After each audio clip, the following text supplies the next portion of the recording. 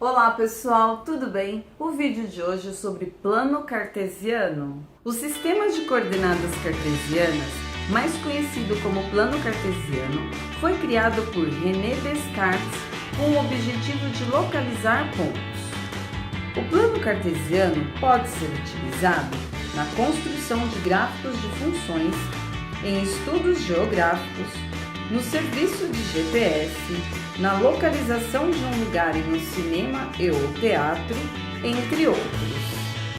Bom, pessoal, o plano cartesiano ele é basicamente composto por duas retas numeradas perpendiculares que se cruzam em um único ponto, denominado origem. Essas retas numeradas, a que fica na horizontal, ela é denominada eixo das abscissas, mais conhecida como eixo X. A reta numerada que fica na vertical, ela é denominada eixo das ordenadas, mais conhecida como eixo Y. E no plano cartesiano, os pontos que não estão sobre os eixos estarão nos quadrantes. Então, por exemplo, eles ficam no sentido anti-horário. Primeiro quadrante, segundo quadrante, terceiro quadrante e quarto quadrante. Quando você for construir um plano cartesiano, é muito importante que você utilize uma malha quadriculada, um papel quadriculado. Se você for fazer em uma folha de sulfite, assim como eu fiz aqui na lousa, é imprescindível a utilização de uma régua. E é muito importante também observar os números que estão nessas retas. Então, no eixo X, à direita, nós temos os números positivos, 1, 2, 3, 4, 5, 6, enfim. À esquerda, nós temos os números negativos, menos 1, menos 2, menos 3, menos 4, menos 5, enfim.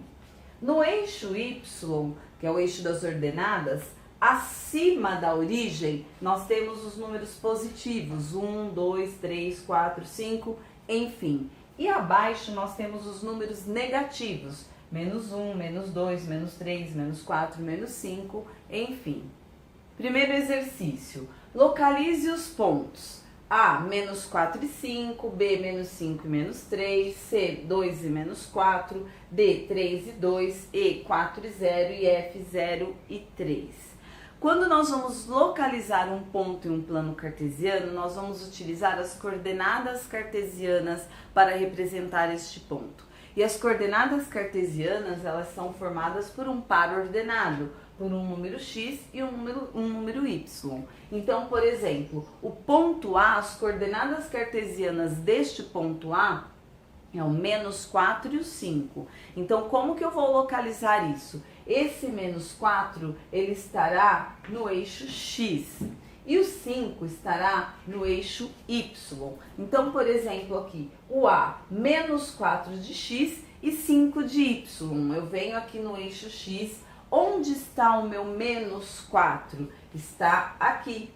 Onde está o 5 de y? Aqui. Então, a união desses dois pontos vai formar o ponto A, ou seja, a união dessas coordenadas irão formar o ponto A, menos 4 de x e 5 de y. Então, eu vou utilizar aqui a régua, menos 4 de x e 5 de y. Aí eu formo o ponto A. O ponto B, menos 5 de x e menos 3 de y. Onde está o menos 5 de x? No eixo x, o menos 5 está aqui. E o menos 3 de y? Onde está o menos 3 de y? Aqui. Então, a união do menos 3 de y e menos 5 de x irão formar o ponto B. Então, menos 5 de x e menos 3 de y irão formar o ponto B.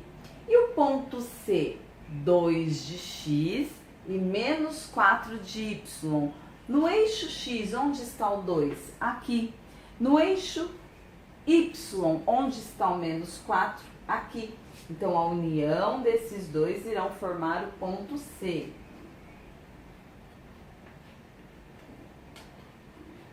2 de x e menos 4 de y irão formar o ponto C. O ponto D, 3 de x e 2 de y. Onde está o 3 do x? Aqui. Onde está o 2 do y? Aqui. Então, 3 de x e 2 de y. Então, formam o ponto D. Então, 3 de x e 2 de y. O ponto E, 4 de x e 0 de y.